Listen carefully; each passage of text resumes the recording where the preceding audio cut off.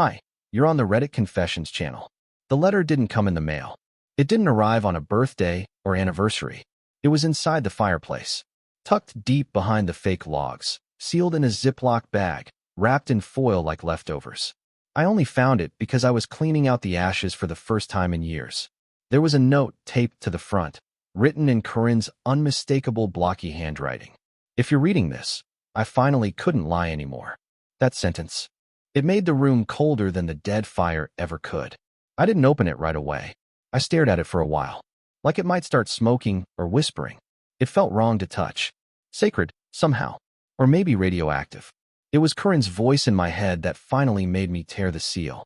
Not her real voice, her laugh, actually. That sharp, nasal laugh she always gave when she lied and hoped I wouldn't notice. Inside the bag, 3 pages. Dated 17 days ago. I was in the house, eating cereal, watching reruns, while she was down here, tucking a bomb into our fireplace like it was just another Thursday. The letter began. I have lied to you since the year we met. You will hate me for this, but I can't leave this world with it still inside me. I read that line 3 times before flipping the page. My heart was thudding in my ears. My hands were trembling so bad I couldn't hold the paper straight. I was already nauseous and I hadn't even reached the first detail.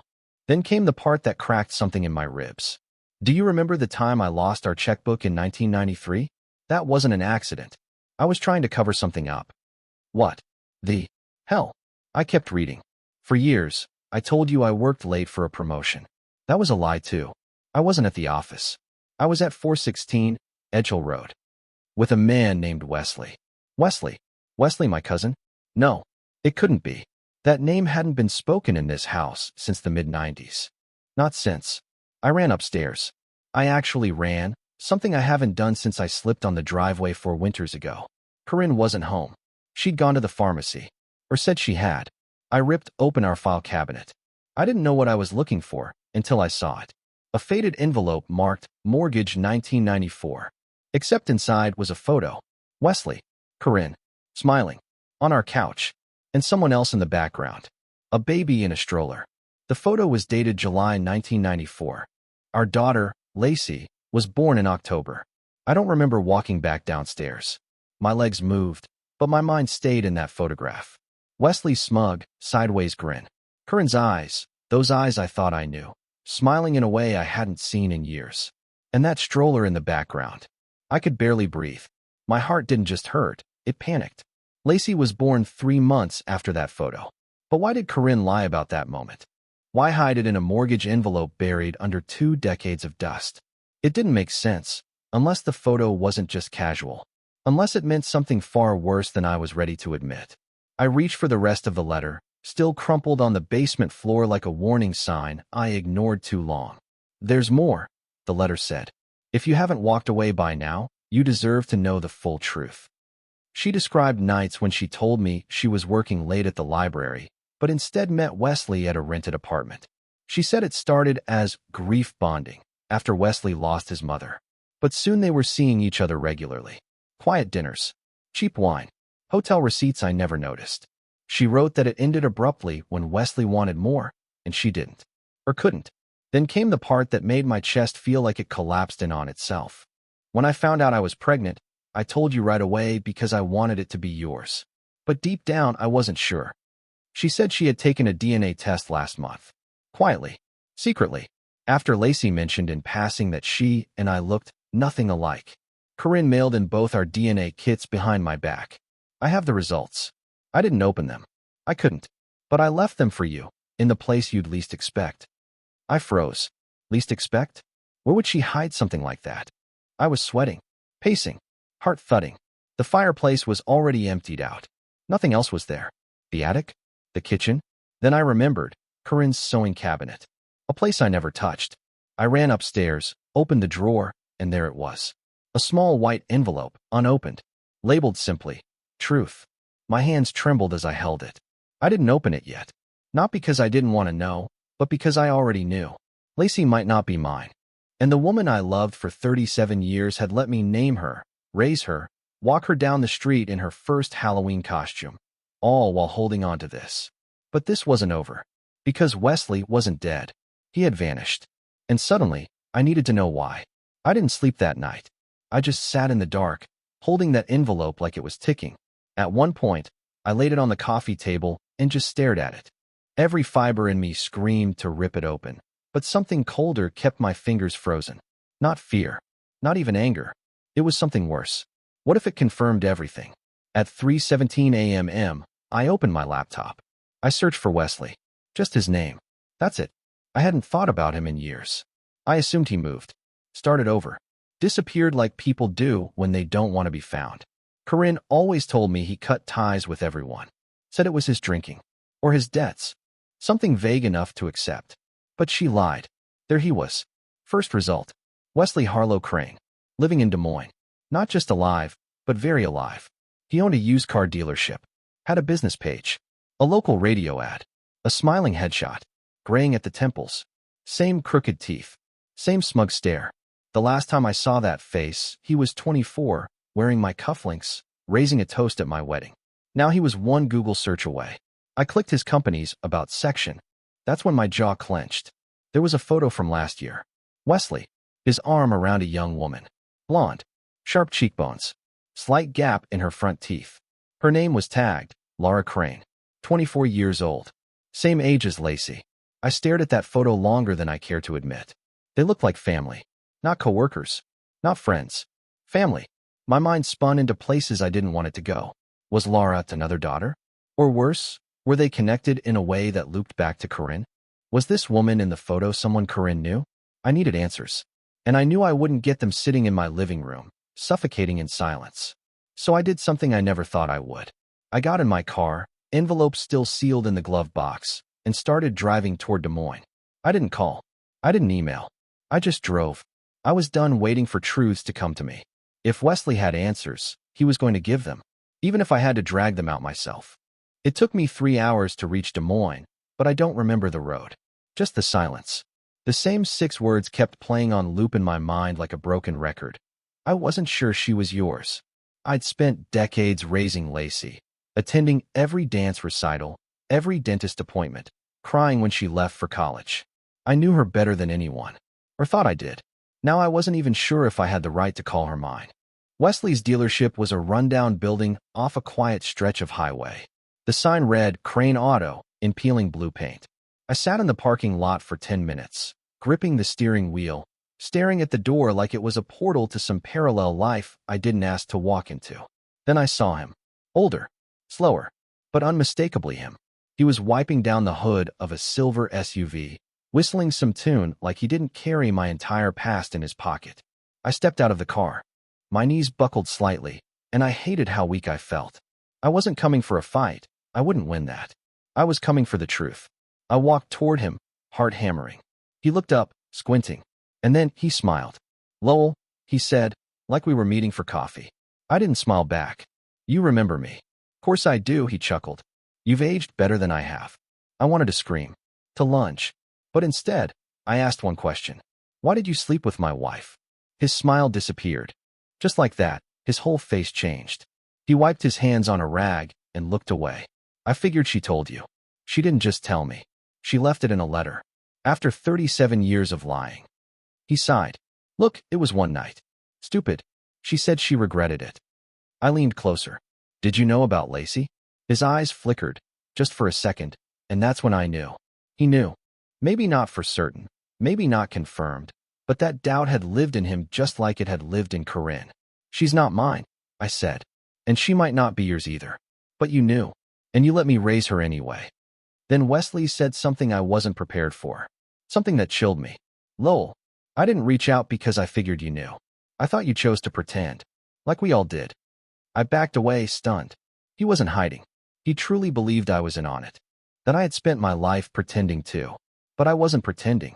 I was the only one who hadn't known, and I was just getting started. I didn't speak a word on the drive home. I don't even remember turning on the radio. I just kept replaying what Wesley said in that gravel parking lot. "I thought you chose to pretend." Like this whole thing was some silent pact between the 3 of us. Like I had been complicit in my own deception. As if 37 years of sacrifice and loyalty had been one long performance I agreed to. And maybe that's what broke me more than anything. The idea that I had been seen as weak, woefully blind, A man so desperate to hold on to love that he'd live a lie just to keep it breathing. When I pulled into the driveway, the house felt different. Still, too quiet. The porch light flickered again, and for once, it didn't feel charming. It felt like a warning. I stepped inside and found Corinne in the kitchen, rinsing out a glass like nothing had changed. She looked up the moment I opened the door. Her eyes went wide, not with surprise, but with knowing. She had expected this moment. "I went to see him," I said flatly. No anger, no emotion, just fact. She didn't ask who. She didn't even blink. She just set the glass down on the counter and whispered, "Then you know." "I don't know anything," I snapped. "I know pieces. I want the rest." She sat down slowly at the kitchen table, hands clasped tight. It was never supposed to go on this long. The secret, the silence. I kept telling myself there would be a right time. 37 years, and you couldn't find one? "I was afraid," she said. "Afraid of what you'd do, what it would destroy."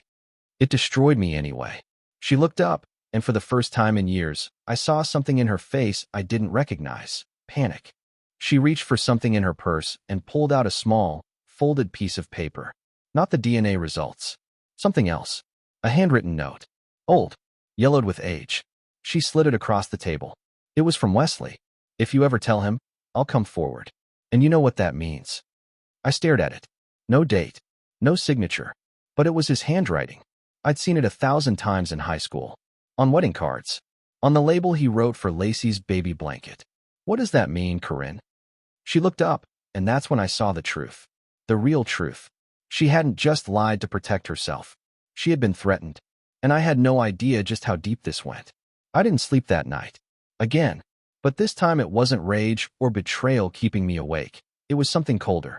That note from Wesley sat on my nightstand like a loaded weapon. No date. No context. Just a threat, sharp and vague, scribbled in a way that dared me to ask the wrong question. Corinne claimed she'd been protecting me. I wasn't sure if I believed her, or if she'd been protecting herself. Either way, I was done playing passive. In the morning, while she was out getting groceries, like our world hadn't cracked in half, I sat at her old laptop. The one she barely used. It hadn't been powered on in over a year. She always used her phone for everything. But something told me she hadn't deleted everything from this dusty machine. I guessed the password in 3 tries, Lacey 1998. And there it was, her inbox. Thousands of emails. Most were junk. Newsletters. Shopping. Doctor reminders. But I didn't care about those. I searched a single name, Wesley. I didn't expect to find much. Maybe 1 or 2 old threads. But what I found made my stomach twist. She had a folder, titled Never Sent. Inside were 19 drafted emails. All to Wesley. All written over the past 15 years. None ever sent. I opened the most recent one. It was dated just 5 months ago.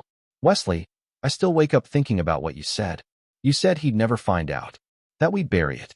But now that Lacey's asking questions, I can't keep this locked up anymore." I opened the next one. Dated 2 years earlier. "You told me I was crazy to think she'd notice. But she has. She told me she doesn't feel like Lowell's daughter. What am I supposed to say to that?" Another. "You promised me this would stay in the past. You said you'd disappear. And now you're opening a business with your daughter in the same state? What if she finds out?" My blood ran ice cold. "Your daughter." He wasn't just Lacey's maybe father. He had another daughter. And that girl in the photo, Laura Crane, wasn't just his employee. She was his blood. And Corinne knew. She had known the whole time. And for some reason, she'd been terrified they'd meet. The thing about holding on to a secret is, it eventually starts holding on to you. That's what I saw in Corinne's face when I confronted her later that night. I didn't ask her where she had been. I didn't care. The laptop was open on the kitchen table, emails pulled up. She froze when she saw it, the kind of freeze that only happens when someone's been caught by time itself. She didn't deny anything. She didn't cry. She just looked empty. I asked the question I'd been choking on since I left Des Moines. "Why were you so scared they'd meet?" Her silence told me more than words ever could. "It's already happened, hasn't it?" She slowly sat down. "Not officially. But Lacey found Lara's page on social media. Thought she looked like her. Messaged her once last year. They even met for coffee." My stomach dropped. "You let that happen?" I didn't know until afterward. Lacey thought it was random. Said it felt like déjà vu, talking to her. Like she'd known her forever. I panicked. I told her it was coincidence and begged her not to dig. And Wesley? He told me if I said anything, he'd tell Lacey the whole story and claim I cheated on both of you. He'd twist it, ruin me. I stepped back, stunned. This wasn't just about fear. This was manipulation. Wesley hadn't just been a mistake. He had controlled her for decades, like some ghost she couldn't exorcise. I walked upstairs, slammed the door behind me, and for the first time in days, I opened the DNA envelope. There was no ceremony, no pause, just trembling fingers and the truth. Wesley Crane is 98% likely to be the biological father of Lacey D. Emerson. I stared at those words like they were a death certificate. And then, I did something reckless. I pulled out my phone, went to Lacey's contact, and started typing. There's something about your mother and your real father you need to know. I'm sorry it took this long. I stared at the message. My thumb hovered over the send button. A part of me screamed not to, that she didn't deserve this kind of pain dropped in her lap. But another part of me was done shielding people from truths that were never mine to hide. And I hit send. Seconds later, 3 dots appeared. Typing. Lacey's reply came just 3 words long. I already know. I read it 5 times, thinking maybe I missed something. A typo. A mistake. I called her. She answered on the first ring. No hello. Just her voice. Calm but deliberate. Dad, she said. It's okay. I've known for a while. I didn't say anything. I couldn't. She continued. I suspected when I was a teenager. I overheard Mom once, on the phone with someone, saying something about keeping it buried. At first, I thought it was about money or some family drama. But when I met Laura, and we looked so alike, it clicked. My voice finally cracked out. Why didn't you say anything? I wasn't ready. I wasn't sure you'd still see me the same way. I didn't want to lose the only dad I've ever known. And just like that, I broke.